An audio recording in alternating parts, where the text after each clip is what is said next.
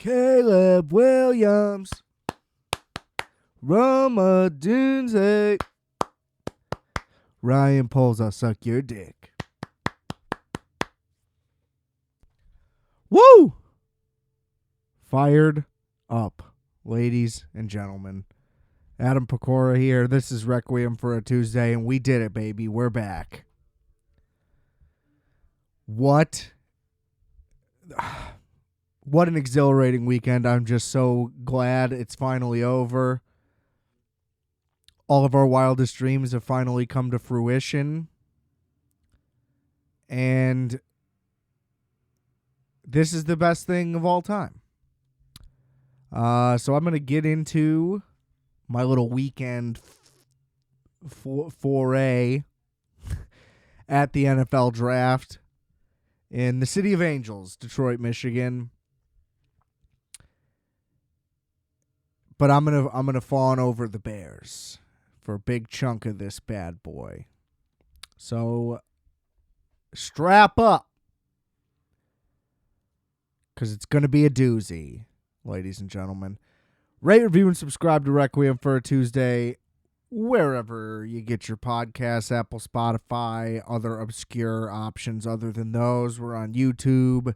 Check out the music multiplex Wolfx streaming everywhere as well. On music platforms, not the podcast platforms. If I had to specify, I don't want you to listen. Merch, RFAT.bigcartel.com. Check out all the links in the description below. That is all the goodies. We got lots of goodies for you. So enjoy those. Go check everything out. Give us a rate. Give us a review. Share the episode. Tell your friends. Tell your mom. Who cares? Get ears on me. All right. Caleb Williams. Thank God for Caleb Williams. The Chicago Bears, this is the best offense in Bears history. Unless Caleb Williams is a complete disaster, this is the best offense in Bears history. I mean, probably only rivaling... none of the old teams rival it because, Walter Payton is better than all of those guys. Now. But we're talking full team. The only other option is Alshon, Brandon Marshall, Martellus Bennett, Jay Cutler. And that's when we had a terrible defense for the only time. The only time. And our offensive line was terrible, too, at that time. And always was, basically, until now. Anyway, DJ Moore had the best season of his career last year in what was a terrible, broken offensive scheme. Cole Kmet had a career year in that same situation. Keenan Allen is as good as any receiver we've ever had in the history of the team. Boom, easy 4th-round pick. I'll give up a 4th-round pick every year if we can land a veteran that's as good as Keenan Allen. Unbelievable value. That's not something that happens to the Bears ever. You always see these teams pick up these guys for nothing, and you go, what the fuck? How is it so easy for them? And I feel like we're finally starting to be one of those teams. Look, I understand that when Justin Fields was drafted, I called him the best quarterback in Bears history. Talent-wise, raw ability, I'm still not that far off. Given the circumstances, if Justin Fields was the QB when Mitchell Trubisky was the QB, that team is much better. If Justin Fields was the QB during the Super Bowl, or just that year in general, that team wins 2 more games. They go 15-1 and probably still lose the Super Bowl. I'm not calling him to be some Super Bowl winning guy because our defense shit the bed either way in that game. So, whatever, grain of salt. But you get the point. the excitement was there because of his just sheer talent and ability, which is not a thing we get. We draft Mitch Trubisky. We draft Rex Grossman. We draft who was even in between. I don't even know. It doesn't matter. You know what I mean? Like, Kyle Orton was the best quarterback we had in the prior century until, Jay Cutler came along, and like Jay Cutler, all talent, couldn't live up to it. Whole nother story with that guy. Caleb Williams is coming into a better situation than any of the players that I just named have had, and is viewed as a better player. So, sounds like a recipe for success for the first time ever. The offensive line. Listen, I'm not acting like it's the best in the league. We're not looking to have the best in the league. It's a top half of the league offensive line. Tevin Jenkins might be a top 10 guy. Darnell Wright might blossom into a top 10 guy at their respective positions. We have a Super Bowl winning center. We have depth with Ryan Bates to back any of those guys up, or even start at center and, maybe switch to guard if the other guy comes in for him. Whatever, you know what I mean? Rotational stuff. Yeah, I said Super Bowl winning center. The point is, you don't have to be the best in the league at every position to win a Super Bowl. You need to be solid at every position, though. And if that guy was good enough to be on a Super Bowl winning team, Coleman Shelton, then that's our guy. I'm all for it. I was all for the Nate Davis signing. The jury's still out on there, but he's a solid run blocker either way. And, you could argue Braxton Jones is a question mark.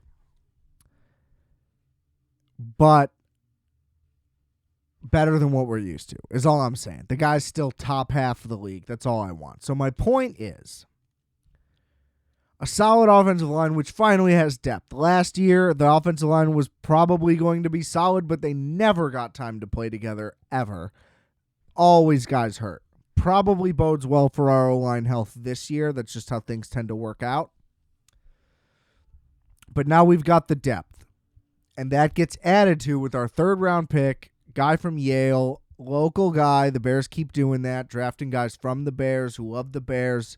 They want guys who love football and love the Bears if possible.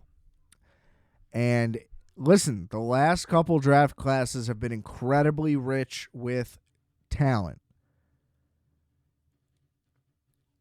Everybody saying this is a great pick was projected as a second rounder. We had no second rounder because we got Montez Sweat, so better than anything we would have gotten for a second rounder. And the edge that they were looking at was drafted the pick prior, so they were kind of just stuck. Well, not stuck, but it's like, let's draft the next best guy on our board instead of the next best positional player on our board. The whole positional value thing, to me, is kind of nonsense. Like, I get it. If you draft a running back first overall, that's not great. But I think once you're out of the top 10, it's like, just shut the fuck up and let a team do what they want. Like, the fact that anybody thinks Jahmyr Gibbs was a bad draft pick, like, Jahmyr Gibbs is fucking amazing. So, whatever. But you know what I mean? Like, yeah, don't draft a kicker in the first round. I get it. But, like, to say that, somebody drafted a guy at, 11 that should have went at, 19 or 20, and that's not good value. It's like, well, they didn't pick there. So if that guy goes at 20 and they pass on him, then they don't get him. Like, I don't get how that part is so overlooked by all of these analytics-driven draft guys. Oh, you should have traded back. It's like, well, maybe there wasn't a trade partner that wanted to work the exact deal that you were looking for. You know what I'm saying? Like, I get it. Like, you technically could have done better, but relax. Bronies. I love that pick. Now, fourth round, we draft a punter. I'm a little bit like, we're really going to not draft a defensive player and then draft a punter. Now everybody's saying this guy's basically like a lock to become an all-pro punter. So I'm like, yeah, fuck it. 4th rounder, don't care. We traded our 5th rounder for Ryan Bates, but then switched it basically, and we're like, we'll actually give you a 4th rounder next year. Give us your 5th round. Give us our 5th rounder back, Buffalo. And they draft this edge from Kansas who's barely gotten any playing time, but he's huge and he's young. And his grades were all like super high. I saw him rated as high as a 3rd round pick. So you want to talk about value? We got nothing but value later. I mean, the punter, again, arguable. I feel like we could have just drafted that edge guy in the 4th and then probably got, still made the trade for the punter. But maybe people criticize you more for making the trade for the punter. And you know what I'm saying? So whatever.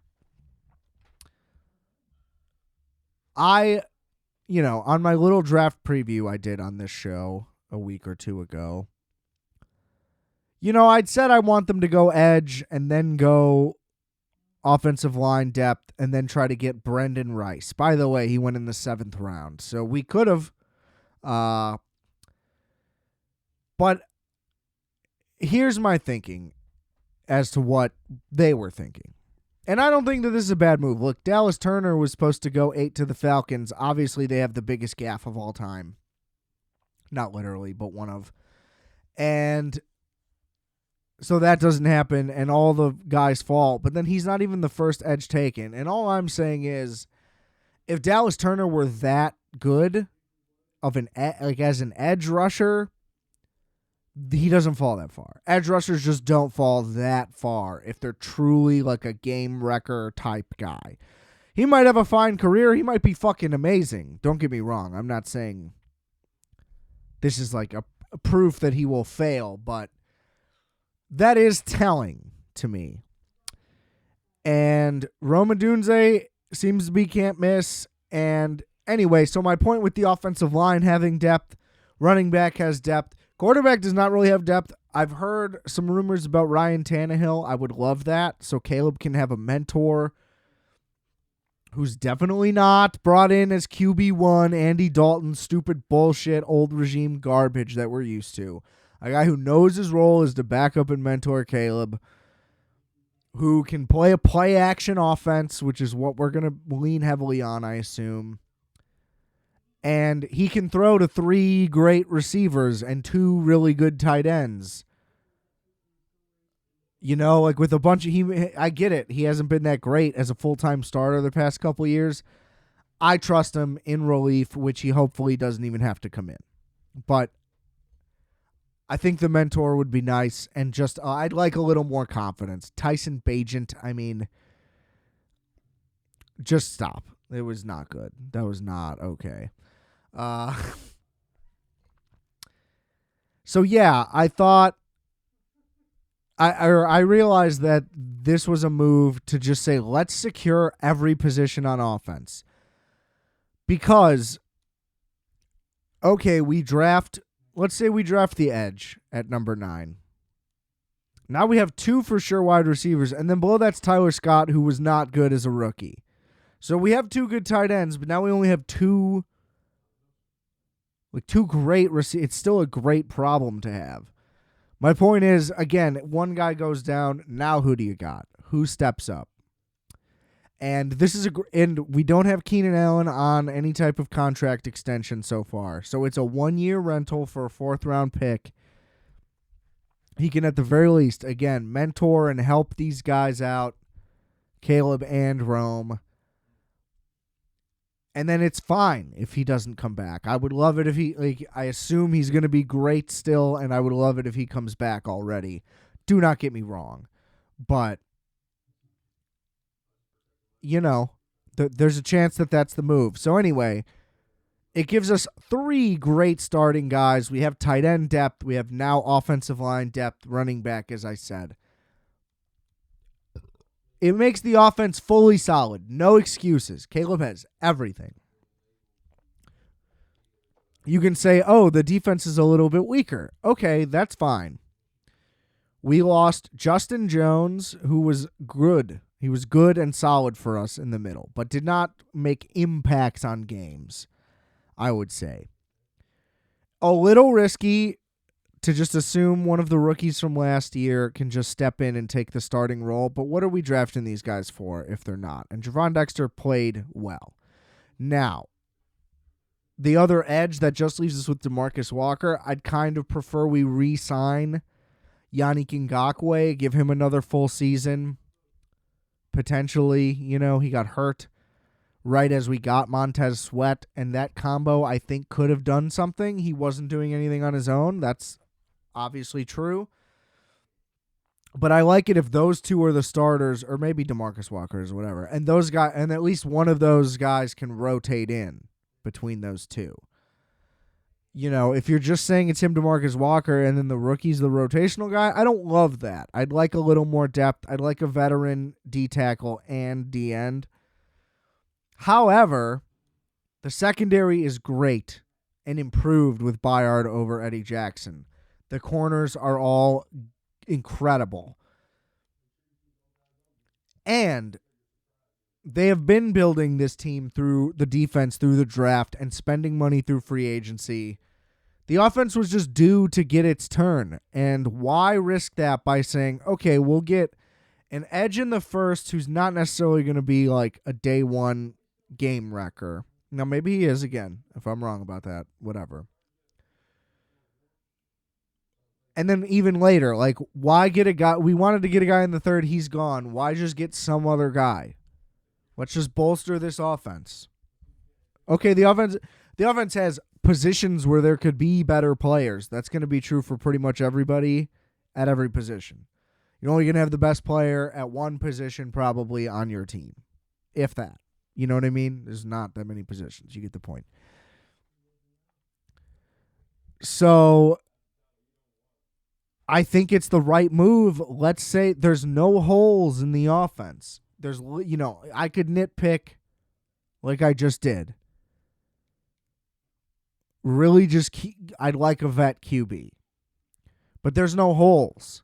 We feel good about the starters, and we feel good that there are reasonable backups that can fill in. Receiver, a little thin, but the three guys are so good. And Gerald Everett at tight end, our second tight end, could line up at receiver as well in certain occasions. And the biggest thing that we're overlooking entirely, I feel like, is new OC who's a real play caller who knows what he's doing and has experience. Upgrades at every coaching position. Well, I believe our offensive line coach is coming back, but he was good. I mean, look at what he's done. They have upgraded their receivers coach, running backs coach. Like, there's a whole new, what's it called? Not the analytics team. I believe there's a whole new, training staff that they brought in. I could be wrong about that. But either way, everything is upgraded, including the personnel, but especially the coaching. So a team that was already ascending on the defensive side as well, there's better coaches. I mean, last year was obviously a disaster. Go listen to those early season episodes last year. You'll hear me my heart just breaking live for everybody to hear. So everybody's going to be a year better. We put all of this draft capital into the defense, as I was saying, and now's the time for it to fully show up. I mean, Brisker showed up day one. Gordon took a minute, but he's excellent. Tyreek Stevenson, had some rookie errors, but was a baller day one last year, so he's going to be back and better. I mean, there's just not really weaknesses. Linebacker, we were solid. We have the best linebacking core in the NFL, arguably.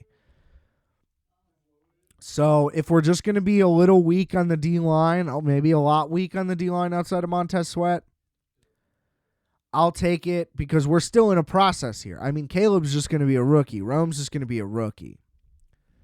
Next year, we have a first-round pick. We have our second-round pick. We have the Panthers' second-round pick still from that trade. There's your defensive upgrades right there. We get a blue chipper with the first pick, maybe, whatever. First and second. And then we still have another second-rounder to go offense, if we need to add more offensive you know what I'm saying? Like, the opportunity is all there. We replace Keenan Allen if he leaves. Get 2 defensive guys to fill in the last holes. Like, the team is built. You literally can't get it all at once. And that's all I'm saying is how much I want it. Like, I just want those last 2 pieces right now. But we're right there, man. We are right there. And I can't believe it. I can't believe it. So that's why I think it's fine to go light on defense in this draft. It's a weaker defensive draft. And, next year, if anything, maybe we make a trade. Maybe somebody gets cut ahead of training camp. All that type of stuff is all up in the air. And Poles was making additions well in, not into training camp as much, but leading up to it, OTAs and stuff. And maybe some undrafted rookie will emerge and kind of steal a backup slot that another guy elevates into the starting role for. You never know what can really happen with all that. So I'm just fucking fired up, ladies and gentlemen. I think we're in beautiful shape. Ryan Poles is excellent. If Flus isn't the coach, I think this will show it, but I think he's basically going to give the offensive reins to Waldron.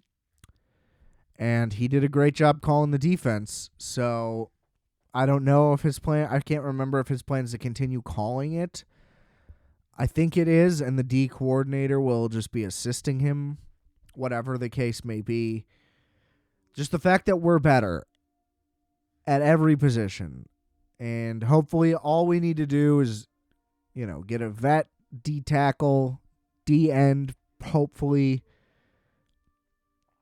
to just layer that depth, and that's the last real piece. I mean, the secondary has some depth issues.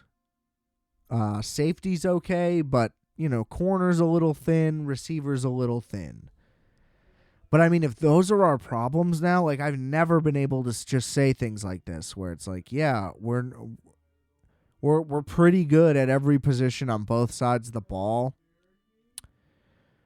Really just remarkable stuff. And on top of that, next year, all we did was trade away a 4th. We have a 5th. We have 2 6ths, and one of those 6ths is the Steelers' Fields pick. Fields plays half the season or whatever. That upgrades to a 4th, so it would basically be a wash. That's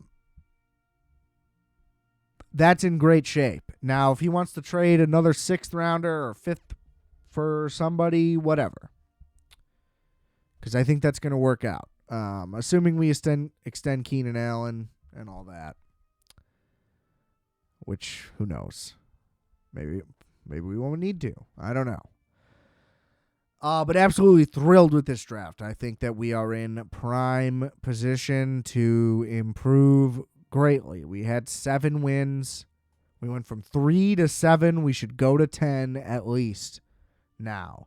There's no reason not to, frankly. And we did everything right. So I don't see how we can blow this one. Which I just can't believe it. I just can't believe that that's true. Oh, also, I know the episode's almost over at this point. But excuse me if the audio is off or odd or weird or different in some way. I upgraded my operating system and my audio software is gone. So we're using good old GarageBand, which shouldn't really make a difference, to be honest, given that all of my hardware is all the same and is good. So we should be fine since it's not music. But anyway, just wanted to mention that because I forgot to a long time ago. Like, when the episode started. As far as attending the draft goes, crazy experience. It was held here in Chicago 8 years ago. Didn't attend. Didn't even really cross my mind. Because I don't really know. I just assumed it would be impossible to get around and all that, which it kind of was in Detroit anyway. Not the city itself, but I guess that's the big part of it, is that like rush hour in Chicago is basically as if there's some giant event causing traffic jams no matter what. So you add an actual gigantic event and it's like truly just hell. And so I'm guessing that that's why. I was just like, the logistics of this will be a nightmare. Or I don't know. Maybe I just didn't look into it that much. Can't tell you. Long time ago at this point, ladies and germs. However, this was great. The first night was... so first of all, they have like 8 to 12 full city blocks completely closed off. The roads are just open to walk through. They had like little barriers so they could roll through like carts for booths and whatever, medical and all that type of stuff. But for the most part, it was just like as if the city were completely shut down for blocks and blocks and blocks. Basically the whole downtown. To be honest, all of the eastern part of it close to the river was like completely closed. Unlike anything that I've been to. I don't know why I held so hard right there. That was a crazy stutter. Because, when they did it in Nashville, they already closed Broadway all the time. So it's not that nuts. But Detroit doesn't have anything like this. And you could tell the city was just very, grateful and proud and all this stuff. And they really made an effort to, crush it, and they really did. The first night we had to wait in line. Took maybe 20 minutes to get in. There was 40,000 people in line, which ended up moving kind of quickly. We had to x-ray our bags, airport style. So that held it up a bit. But got in before the attendance cut off. The line for everything was a nightmare except the bathrooms. So shout out NFL. Music festivals can't do it, but the NFL can do it. Proper bathrooms. Even had nice ones with flushable water and shit. And red and green lights that went on and off when you turn the thing. Really impressive. Really impressive. All the lines for food trucks were a nightmare.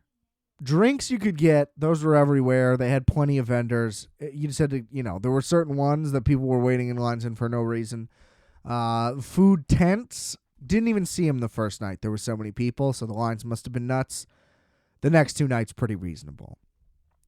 But it spanned also just this giant campus park thing. Just a ton of stuff, stores, little activities, little photo ops everywhere. Couldn't really do any of it. Most of it had lines, which is fine. The people that really wanted to do it, there was no way I was waiting more than 10 minutes for anything the whole time.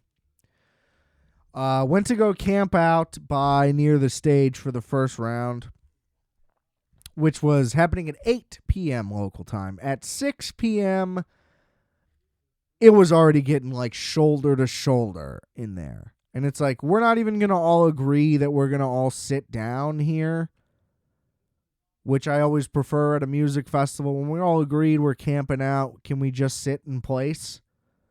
And the crowd will fill in when we all stand up. Why do we need to all be packed in right now? Everybody can back up. Makes no sense to me. So yeah, none of that was happening. And it's well, I'm going to have to eat and piss and live, and not stand for that long. So we duck out of there. We find this weird, amphitheater, I guess is the best way to put it. But it's part of the park, So it's for, public performances and whatever, I imagine. So it's not there's not, seats or anything. It's just all stone stairs and levels, whatever. if that makes any sense. Think bleachers, but made out of stone and in the ground. There was like a bar at the base, which was packed to the nines, but it was essentially just like a sports bar under a tent. So that was pretty cool. Then they had these big screens on the outside. So it's like, fuck it. We can't camp there. We can nab some seats and save some seats here. And we did. And that was great because that thing was completely full, but it wasn't packed. Nobody was trying to be like, oh, we can sit next to you. Like, let me squeeze in. There's none of that energy. And, you know, you're still surrounded by 100,000 people were all in the section of the park that I was at. And, you know, not that many, obviously, in the amphitheater. It's not that big. But they estimated 250,000 in attendance or something for that first night. So there was people everywhere at all times. That's what I'm trying to get at there. And it was nuts. The energy was just there. Lions fans really showed out. They sold out of all of their merch night one. Pretty crazy. At least the exclusive stuff. You know, there were still some things around. And yeah, I mean, you know, they did a good job. It's just like, I wish the attendance was less, but obviously they do not. But it, you know, it was great. Went off without a hitch. In and out, no problem. Easy to get. There's no traffic in that city. Nobody's going anywhere at any point in time. Don't get it. I'll never get how it can be so much better and how it can be as bad as it is here. Just a nightmare. Just a true nightmare. As far as the city goes, did a little bit of walking around downtown, saw all the stadiums. They're all very nice, actually. Kind of just a solid little sports district with a theater right there. Just a lot of things you can do, all in like a 4-block radius.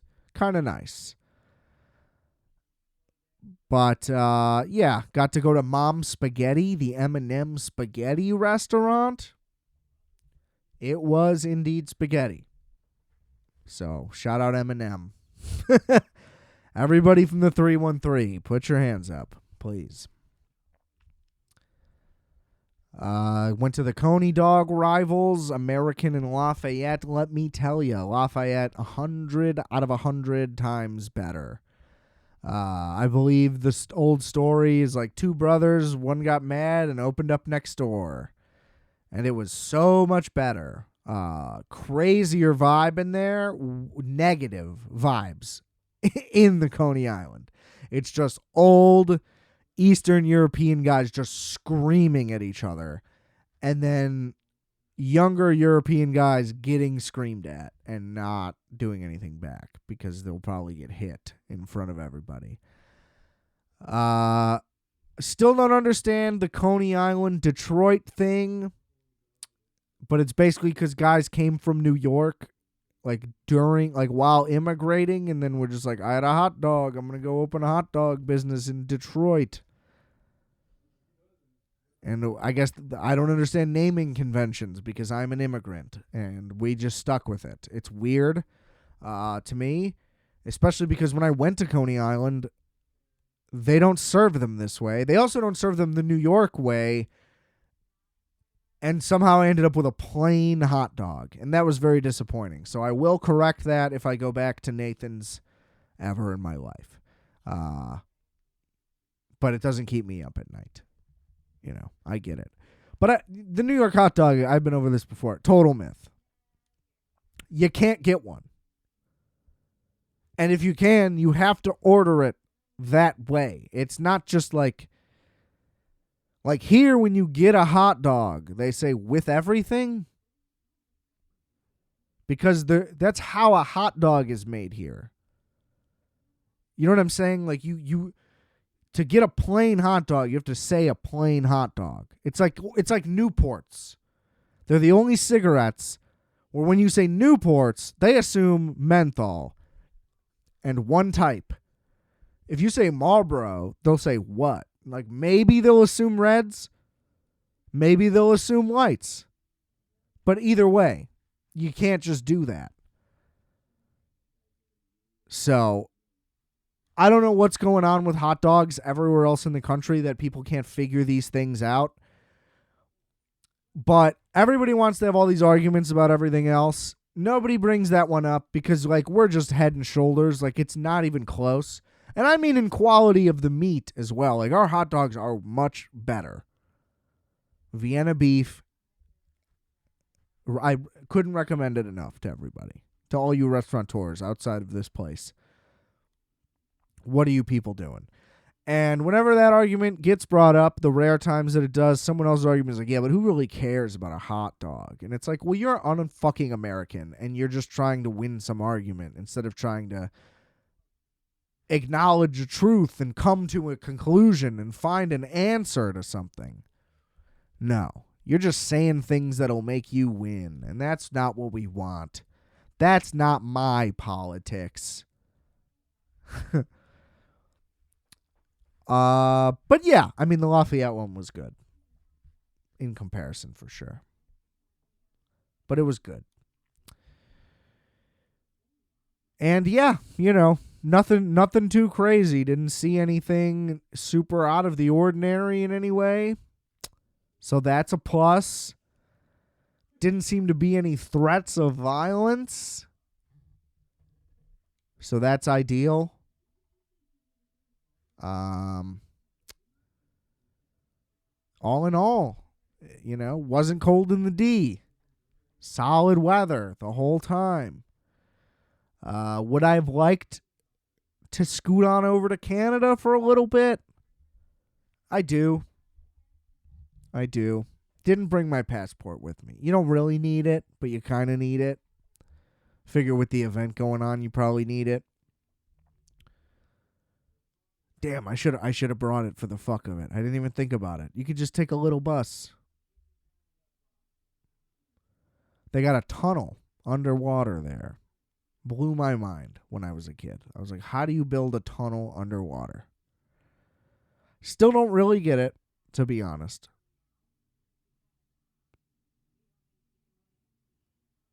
But that's fine. I assume you start digging below the water, but no, I still don't get it. Never mind. I'm just going to stop before I sound even more stupid. I don't know how they did it. To me, that's a marvel of engineering and construction. Whatever. Should have popped over. But yeah, it's a place.